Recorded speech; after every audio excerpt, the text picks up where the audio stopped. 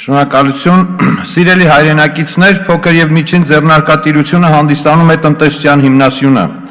Այն երկրի տնտեսական աճի ապահովման գլխավոր միջոցն է եւ բացառիկ դեր ունի բնակչության կենսամակարդակի բարձրացման, հասարակության միջի խավի ձևավորման, երկրում սոցիալական եւ քաղաքական կայունության ապահովման գործում։ Այսօր մեր երկրում փոքր եւ միջին ձեռնարկատիրության ոլորտը գտնվում է կաթված առվիճակում։ Եվ պատահական չէ, որ բնակչության ավելի քան 1/3-ը համարվում է աղքատ։ Ոլորտում առկա են բազմաթիվ խնդիրներ, որոնց երկարատև գոյությունը հանգեցնում է տնտեսության հետընթացին։ Տարիներ շարունակ կառավարության կողմից ՓՄԶ ոլորտի զարգացումը հռչակվում է որպես Հայաստանի Հանրապետության տնտեսության զարգացման գերակա ուղղություն։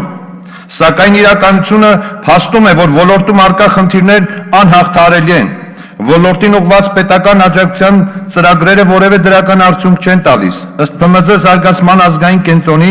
միայն 3 տարվա ընթացքում տեղեկատվական եւ խորհրդատվական աջակցություն է տրամադրվել ավելի քան 40,000 ընկերությունների, որի արդյունքն այդպես էլ տեսանելի չէ։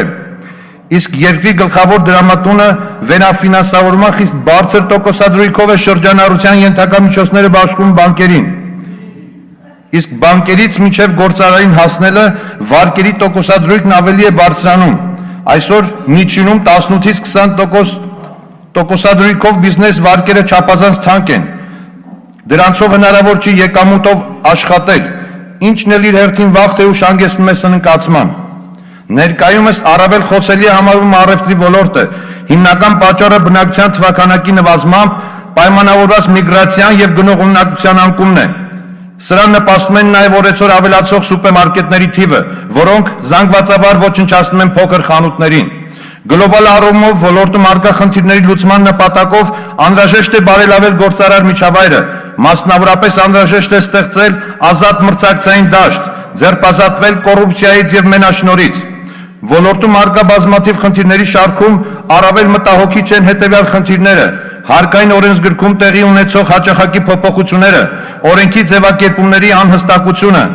հարկային բեռը, տարբեր տեսչական եւ հարկային մարմինների կողմից իրականացվող անհավասարաչափ ստուգումները, ֆինանսավորման անհասանելիությունը եւ այլն։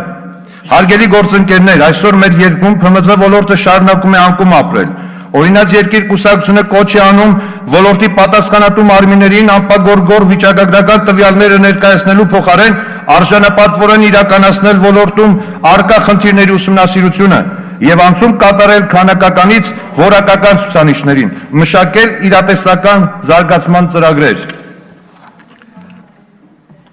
Թևան Պողոսյան